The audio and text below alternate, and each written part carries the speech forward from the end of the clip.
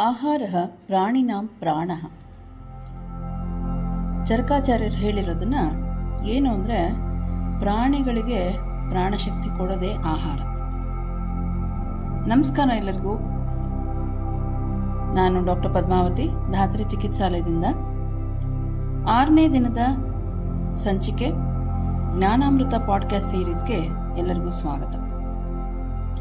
ಇವತ್ತಿನ ವಿಷಯ ಆಹಾರ ಅಂತ ಗೊತ್ತಾಗಿದೆ. ಆಹಾರ ಮತ್ತೆ ತ್ರಿಗುಣಗಳ ಬಗ್ಗೆ ತಿಳ್ಕೊಳ್ಳೋಣ.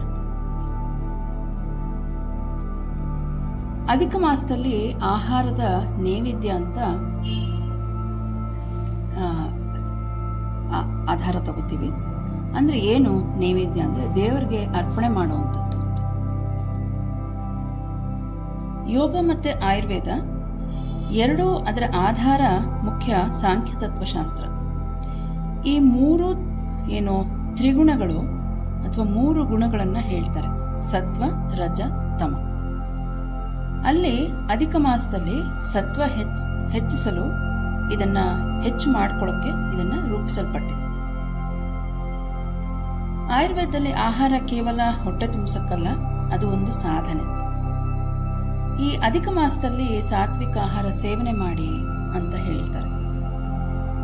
ಯಾಕೆ ಅಂದ್ರೆ ಆಹಾರದ ವರ್ಗೀಕರಣ ಈ ಸಾತ್ವಿಕ, ರಾಜಸಿಕ, ತಾಮಸಿಕ ಆಹಾರದ ಮೇಲೇನೆ ವಿಂಗಡಣೆ ಮಾಡಿರುವಂಥದ್ದು.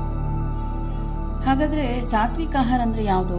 ತಾಜಾ ಹಣ್ಣುಗಳು, ಹೆಸರುಬೇಳೆ, ಅಕ್ಕಿ, ತುಪ್ಪ, ಸೊಪ್ಪು, ನಲ್ಲಿಕಾಯಿ ಹಾಗೂ ಕಾಲೋಚಿತ ತರಕಾರಿಗಳು, ಇವೆಲ್ಲ ಸಾತ್ವಿಕ ಆಹಾರ. ಹಾಗೇನೆ ಯಾವುದೇ ಒಂದು ಸಂಸ್ಕರಿಸದೇ ಇರುವಂತ ಏನು ಆಹಾರ ಆಗಲಿ ಅಥವಾ ಅತಿಯಾದ ಉಪ್ಪು ಅಥವಾ ಉಳಿದಂತ ಆಹಾರ ಅಂಥದ್ದೆಲ್ಲವೂ ಬೇರೆ ವರ್ಗಕ್ಕೆ ಬರುತ್ತೆ. ಅಂದ್ರೆ ಏನು? ರಾಜಸಿಕ, ತಾಮಸಿಕ. ರಾಜಸಿಕ ಅಂದ್ರೆ ಅತಿಯಾದ ಮಸಾಲೆ, ಖಾರ, ಹುಳಿ ಅಂಥದ್ದು. ಆದಷ್ಟು ಈ ಕಾಲದಲ್ಲಿ ಕಡಿಮೆ ಮಾಡಿ. ಹಾಗೆ ತಾಮಸಿಕ ಆಹಾರ ಅಂದ್ರೆ ಮಾಂಸ, ಮದ್ಯ, ಬೇಳೆ ಇಂಥದ್ದು. ಹಾಗೆ ಸಂಸ್ಕರಿಸ ಆಹಾರ. ಸೊ ಆದ್ರಿಂದ ಈ ತರ ರಾಜಸಿಕ, ತಾಮಸಿಕ ಆಹಾರವನ್ನ ಆದಷ್ಟು ತಪ್ಪಿಸಿ ಹಗುರವಾದ, ಬೆಚ್ಚಗಿನ, ತಾಜಾ ಆಗಿರುವಂತ ಬೇಯಿಸಿದ ಆಹಾರ ತಿಂದಷ್ಟು ಓಜಸ್ಸನ್ನ ಪೋಷಣೆ ಮಾಡುತ್ತೆ. ಹಾಗೂ ಏನೇ ಒಂದು ಈ ಮಾಸದಲ್ಲಿ ನಿಮ್ಗೆ ಗೊತ್ತಿರೋ ಹಾಗೆ ಪಿತ್ತದ ಪ್ರಕೋಪ ಆಗಿರುತ್ತೆ, ಅದನ್ನ ಶಾಂತಗೊಳಿಸೋಕೆ ಈ ಸಾತ್ವಿಕ ಆಹಾರ ಬಹಳ ಉಪಯುಕ್ತ. ಆಯುರ್ವೇದ ಯೋಗದ ಪ್ರಕಾರ ಬಂದ್ರೆ ಏನು ಸಾತ್ವಿಕ ಯೋಗ ಅಭ್ಯಾಸ ಮಾಡೋದು. ಅದರಿಂದ ಏನು ಮೃದು ಮತ್ತು ಲಯಬದ್ಧ ಚಿಂತನಶೀಲತೆ ಹೆಚ್ಚಾಗತ್ತೆ. ಹಾಗಾದ್ರೆ ಯಾವುದು ಮಾಡೋದು? ಬಾಲಾಸನ, ಸುಪ್ತಬದ್ಧ ಕೋಣಾಸನ ಮತ್ತು ವಿಪರೀತ ಕರ್ಣಿ. ಇದನ್ನ ಒಂದು 5 ನಿಮಿಷ ಮಾಡಿದ್ರೆ ತುಂಬಾ ಉಪಯುಕ್ತತೆ ಕಾಣಿಸ್ಬೋದು. ಹಾಗಾದ್ರೆ ಆಧುನಿಕ ವಿಜ್ಞಾನ ಏನ್ ಹೇಳುತ್ತೆ ಈ ಸಾತ್ವಿಕ ಆಹಾರದ ಬಗ್ಗೆ? ಈ ಸಾತ್ವಿಕ ಆಹಾರ ಕರುಳಿನ ಸೂಕ್ಷ್ಮ ಜೀವಿಯನ್ನ ನೇರವಾಗಿ ರೂಪಿಸುವಂಥದ್ದು. ಇದು ಮನಸ್ಥಿತಿ, ರೋಗ ನಿರೋಧಕ ಶಕ್ತಿ ಮತ್ತು ಅರಿವನ್ನ ನಿಯಂತ್ರಿಸುತ್ತೆ. ಸಂಪೂರ್ಣ ಆಹಾರ, ಸಸ್ಯ ಸಮೃದ್ಧಿ ಆಹಾರವು ವ್ಯವಸ್ಥಿತ ಉರಿಯೂತವನ್ನು ಕಡಿಮೆ ಮಾಡುವಂಥದ್ದು. ಸೆರೋಟೋನಿನ್ ಉತ್ಪಾದನೆ ಬೆಂಬಲಿಸುತ್ತೆ.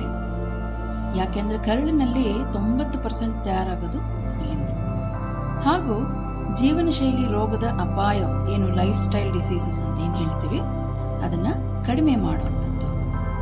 ಕೊನೆಯದಾಗಿ ಆಧ್ಯಾತ್ಮದಲ್ಲಿ ಅಂದ್ರೆ ಏನು ಭಗವದ್ಗೀತೆನಲ್ಲಿ ಈ ತ್ರಿಗುಣಗಳ ಬಗ್ಗೆ ಒಂದು 3 ಅಧ್ಯಾಯನೇ ಮೀಸಲಿಟ್ಬಿಟ್ಟಿದ್ದಾರೆ.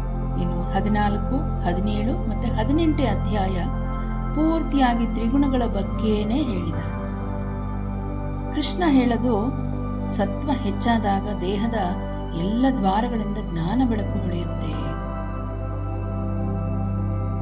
ಸೊ ಮುಂದಕ್ಕೆ ಹೋದಂಗೆ ನಾಗರ ಇವತ್ತಿನ ಅಭ್ಯಾಸ ಏನು ಅಂತ, ಇವತ್ತಿನ ಒಂದು ಊಟವನ್ನ ಮನಸ್ಸಿನಿಂದ ಚೆನ್ನಾಗಿ ಬೇಯಿಸಿ, ಯಾವುದೇ ಒಂದು ಪರದೆ ಇಲ್ಲದೆ ಅಥವಾ ಬೇರೆ ಏನು ಡಿಸ್ಟ್ರಾಕ್ಷನ್ಸ್ ಇಲ್ಲದೆ ಆಹಾರವನ್ನ ತಯಾರು ಮಾಡಿ.